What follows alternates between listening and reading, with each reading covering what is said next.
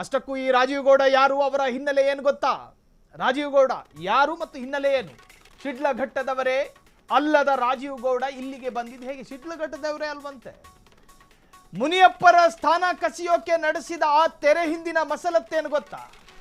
ಸ್ಪರ್ಧೆಯಿಂದ ಹಿಂದೆ ಸರಿಯಲು ವಿ ಮುನಿಯಪ್ಪಗೆ 30 ಕೋಟಿ ಕೊಟ್ರ ರಾಜೀವ್ ಗೌಡ. ಆಗ ಅವ್ರಿಗೆ ಸ್ಥಾನ ಸಿಗೋದಕ್ಕೆ, ಸ್ಥಾನ ಅಂದರೆ ಅಭ್ಯರ್ಥಿ ಆಗೋದಕ್ಕೆ ಮುನಿಯಪ್ಪಗೆ 30 ಕೋಟಿ ಕೊಟ್ಟು ಟಿಕೆಟ್ ಪಡ್ಕೊಂಡ್ರು ಅನ್ನೋ ಸುದ್ದಿ ಇದೆ. ಕಳೆದ ವಿಧಾನಸಭಾ ಚುನಾವಣೆಯಲ್ಲಿ ಕೋಟಿ ಕಳೆದುಕೊಂಡಿದ್ದ ರಾಜೀವ್ ಗೌಡ ಕಳೆದ ಅಸೆಂಬ್ಲಿ ಎಲೆಕ್ಷನ್ ಕೋಟ್ಯಾಂತರ ರೂಪಾಯಿ ಕಳ್ಕೊಂಡಿದ್ದು. ದುಡ್ಡು ಕೊಟ್ಟು ಟಿಕೆಟ್ ಗೆದ್ದ ರಾಜೀವ್ ಗೌಡರಿಗೆ ಮತದಾರನನ್ನ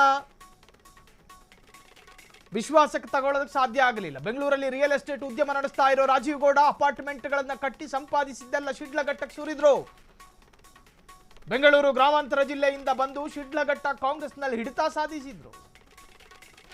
ತಾವೇ ಕಟ್ಟಿದ್ದ ಸಾಮ್ರಾಜ್ಯವನ್ನ ತಾವೇ ಕುಟ್ಟಿ ಕೆಡವಿ ಬಿಟ್ಟು, ತಾವೇ ಕಷ್ಟಪಟ್ಟು ಕಟ್ಟಿದ ಸಾಮ್ರಾಜ್ಯ ಅದು. KH ಮುನಿಯಪ್ಪಗೂ ಸಚಿವ MC ಸುಧಾಕರ್ಗೂ ಹಾವು ಮುಂಗಸಿಯ ಸಂಬಂಧ.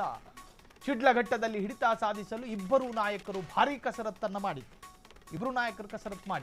ಪುಟ್ಟು ಆಂಜಿನಪ್ಪರನ್ನ ಬೆಳೆಸುತ್ತಿರುವ MC ಸುಧಾಕರ್, ರಾಜೀವ್ ಪರ KH ಮುನಿಯಪ್ಪ ಇಬ್ಬರು ನಾಯಕರ ಆಟಕ್ಕೆ ನೋಡಿ, ಈತನ ಸಾಮ್ರಾಜ್ಯ ಆತನೇ ಕಳ್ಕೊಂಡಿದ್ದು ಸಾಮ್ರಾಜ್ಯನ.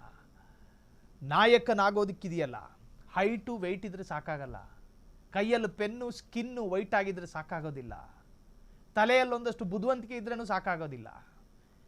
ನಿಮ್ಮ ಜೀವನದ ಪ್ರತಿ ಹೆಜ್ಜೆಯನ್ನು ಕೂಡ ಜನ ಗಮನಿಸ್ತಾರೆ. ಸ್ಟ್ಯಾಂಡಪ್ ಕಾಮಿಡಿ ಮಾಡೋದಕ್ಕಲ್ಲ ನೀವು ಬರೋದು ರಾಜಕಾರಣಕ್ಕೆ. ಸ್ಟ್ಯಾಂಡಪ್ ಕಾಮಿಡಿ ಮಾಡುವುದಕ್ಕಲ್ಲ ಬರುವುದು ರಾಜಕಾರಣಕ್ಕೆ. ಮತದಾರ ಮಹಾಪ್ರಭುಗಳ ವಿಶ್ವಾಸವನ್ನ ಗಳಿಸಬೇಕು, ಅವರ ಮನೋಮಂದಿರದಲ್ಲಿ ರಾರಾಜಿಸಬೇಕು ಅಂದ್ರೆ ಈ ತರಹದ ಸಂಭಾಷಣೆ ಸಾಧ್ಯ ಆಗೋದಿಲ್ಲ. ಆ ಹೆಸರು ಪಡೆಯೋದಕ್ಕೆ ಸೋತು ಸುಣ್ಣವಾದ್ರೂ ಕೂಡ ಶಿಡ್ಲಘಟ್ಟದಲ್ಲಿ ಅಸ್ತಿತ್ವವನ್ನು ಉಳಿಸಿಕೊಂಡಿದ್ದ ರಾಜೀವ್ ಗೌಡ, ಆತನ ಹಿನ್ನೆಲೆ ಅತಿ ರಣರೋಚಕ. ನಾವೀಗಾಗಲೇ ರಿವೀಲ್ ಮಾಡಿದ ಹಾಗೆ. ಇನ್ನು ಮೂಲತಃ ಶಿಡ್ಲಘಟ್ಟದವರ ರಾಜೀವ್ ಗೌಡ್ರು ಅಂತ ಕೇಳಿದ್ರೆ ಅಲ್ವೇ ಅಲ್ಲ. ಮೂಲತಃ ಶಿಡ್ಲಘಟ್ಟದಲ್ಲ ಇರಲಿಲ್ಲ, ಅಥವಾ ಮೂಲತಃ ಅವರಲ್ಲ, ಬೇರೆ ಕಡೆಯಿಂದ ಬಂದವರು. ರಾಜೀವ್ ಗೌಡ ಯಾರು ಅನ್ನೋದು ಅತ್ಯಂತ ರಣರೋಚಕ. ಶಿಡ್ಲಘಟ್ಟದವರೇ ಅಲ್ಲದ ರಾಜೀವ್ ಗೌಡ ಇಲ್ಲಿಗೆ ಬಂದಿದ್ದು ಹೇಗೆ? ವಿ ಮುನಿಯಪ್ಪರ ಸ್ಥಾನ ಕಸಿಯೋಕೆ ನಡೆಸಿದ ಆ ಮಸಲತ್ತಿನ ಕಥೆ ಇದೆಯಲ್ಲ, ಸ್ಪರ್ಧೆಯಿಂದ ಹಿಂದೆ ಸರಿಯಲು ವಿ ಮುನಿಯಪ್ಪಗೆ 30 ಕೋಟಿ ಕೊಟ್ರಂತೆ ರಾಜೀವ್ ಗೌಡ್ರು. ಈ ಹಿಂದೆ ಅಸೆಂಬ್ಲಿ ಎಲೆಕ್ಷನ್ನಲ್ಲಿ ರಾಜೀವ್ ಗೌಡ್ರು ಸೋತರು. ಆದರೆ ರಾಜೀವ್ ಗೌಡ್ರ ಆಯ್ಕೆಯ ಮುಂಚಿತವಾಗಿ ವಿ ಮುನಿಯಪ್ಪನವರು ಆಯ್ಕೆ ಆಗಿದ್ರು ಅಭ್ಯರ್ಥಿಯಾಗಿ.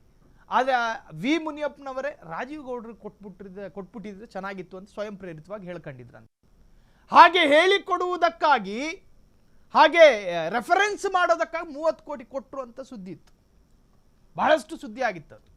ವಿ ಮುನಿಯಪ್ಪನಿಗೆ 30 ಕೋಟಿ ಕೊಟ್ಟು ಟಿಕೆಟ್ ಪಡ್ಕೊಂಡ್ರು ಅನ್ನೋ ಸುದ್ದಿ ನಿಜಾನ? ಹಾಗಾದ್ರೆ ಕಳೆದ ವಿಧಾನಸಭಾ ಚುನಾವಣೆಯಲ್ಲಿ ಕೋಟಿ ಕಳೆದುಕೊಂಡಿದ್ದ ರಾಜೀವ್ ಗೌಡ್ರು, ದುಡ್ಡು ಕೊಟ್ಟು ಟಿಕೆಟ್ ಗೆದ್ದ ರಾಜೀವ್ ಗೌಡ್ರಿಗೆ ಮತದಾರರನ್ನ ಗೆಲ್ಲಲು ಸಾಧ್ಯ ಆಗಲಿಲ್ಲ. ಯಾಕೆ?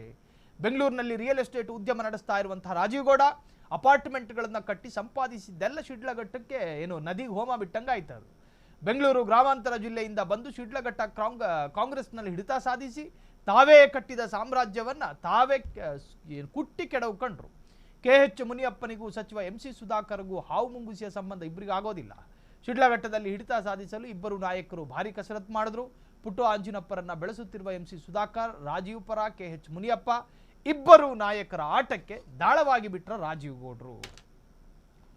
ಇಬ್ಬರು ನಾಯಕರ ಆಟಕ್ಕೆ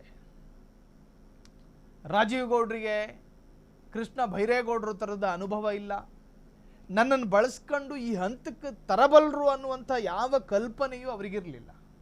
ಕ್ಷಣದ ಸುದ್ದಿಗಳಿಗಾಗಿ ಫ್ರೀಡಂ ಟಿವಿ ಸಬ್ಸ್ಕ್ರೈಬ್ ಮಾಡಿ, ಲೈಕ್ ಮಾಡಿ ಹಾಗೂ ಫಾಲೋ ಮಾಡಿ. ಹೊಸ ಸುದ್ದಿಗಳ ನೋಟಿಫಿಕೇಶನ್ಗಾಗಿ ಬೆಲ್ ಐಕಾನ್ ಮೇಲೆ ಕ್ಲಿಕ್ ಮಾಡಿ.